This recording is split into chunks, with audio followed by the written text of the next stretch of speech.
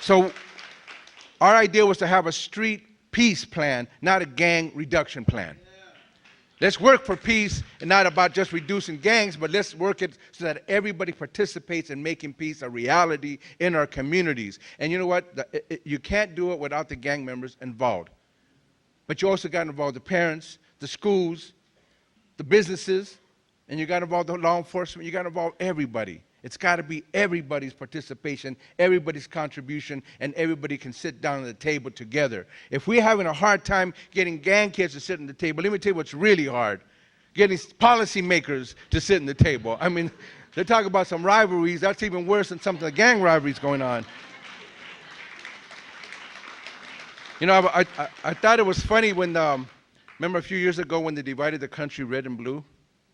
I go, wow. They just divided the country like they do the LA streets, you know, and the California streets, right? Red and blue, you know. It's like, what happened? We just made this a big, it's part of our culture now. We're looking at this way now. Now the country's divided red and blue. So the rivalries are now spreading out, and it's bigger than just the youth. But the answer is also within that. One of the things that I saw is that somebody was trying to put a plan in which they were trying to say, we're going to work with these gang kids, but we're going to write off the hardcore kids. Have you heard those plans? We're going to write them off. 10% of the youth supposedly cause 100% of the problems. So let's write off the 10%. Okay, now that sounds good. The math seems to go right. Except, and when you're dealing with human beings, you cannot deal with those kind of numbers. Human beings are human beings. I had to challenge this because I was sitting in this ad hoc committee, and these people were putting all these charts, and I had to get up and say, I don't know about charts. I know about people. I know about kids who are homeless, don't have family, who when they get out of jail or juvenile facility shouldn't even go back to their family. You hear what I'm saying? Shouldn't even go back to those neighborhoods with all the screaming going on and the bullets flying and the rivalries going on. And we're saying, okay, we're going to get these kids out of their community, put them in a prison, don't do nothing for them, and then bring them back to the same hell they came from, and we don't do nothing for them? I don't know about charts, but I know about human beings, and you cannot do that to human beings. You cannot make human beings go through this hell over and over and over again.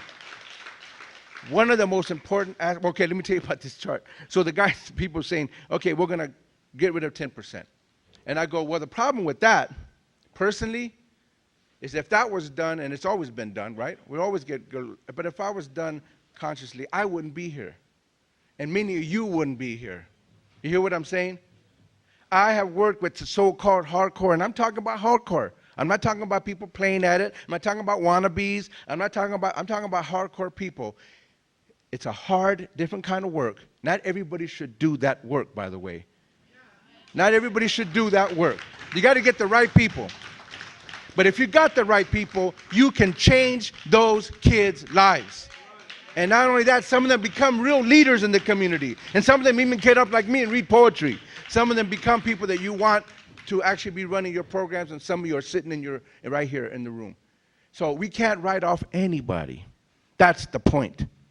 10%, no, nobody gets written off. Nobody gets written off. We have to have something that incorporates everybody. Because those 10%, if you write them off, guess what? There's still going to be a problem, right? You're not really getting rid of them. You're just pushing them somewhere else, and they're always going to be a problem unless you interact with them in a positive, meaningful, respectful way so that they themselves learn what it is to be positive and meaningful, and they themselves can change this community for the better.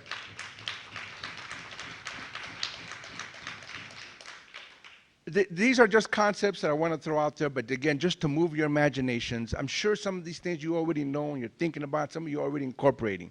But I always feel like I'm battling not individuals, but a whole culture. There is a culture out there that sees punishment as the rationale for what to do with people who are in trouble. That's the main thing that they do. And now they have rehabilitation, but really that's punishment and then rehabilitation on the side. And most of it isn't even rehabilitation. What does punishment do? I'm going to tell you what it does, and I'll say it in general because it's different for different people, and I'm not trying to speak for anybody who's had different experiences, but I will tell you what it generally does. Whatever trouble you were in, whatever pain you were in, whatever destructive mode you were in, it tends to enshrine it deeper into your life. It tends to make you be that for the rest of your life. The worst act of your life becomes your whole life. Especially if you spend many, many, many, many years in jail just sitting, nothing to do, nowhere to go, not getting nowhere. And that really is who you are after a while. My idea is that, and it's not just my idea, this is the idea of anybody.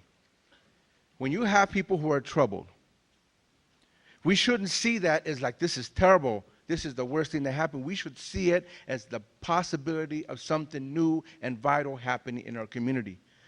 Youth have to be in trouble. You hear what I'm getting at? They have to. How are they going to find themselves? How are they going to know who they are? I could not abide by the system that I grew up into. I started in South Central LA in the streets. I could not abide by the fact that I was poor and I could look at a store and not own nothing. I became a robber, a stealer. I'm not saying this is good. I'm saying, but look, it makes sense.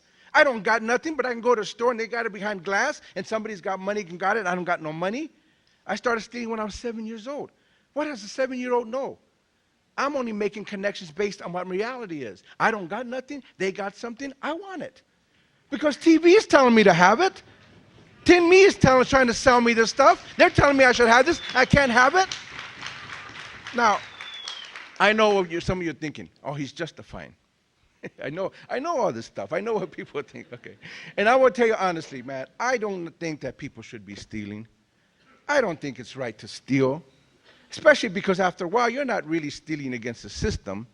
You start stealing against your family.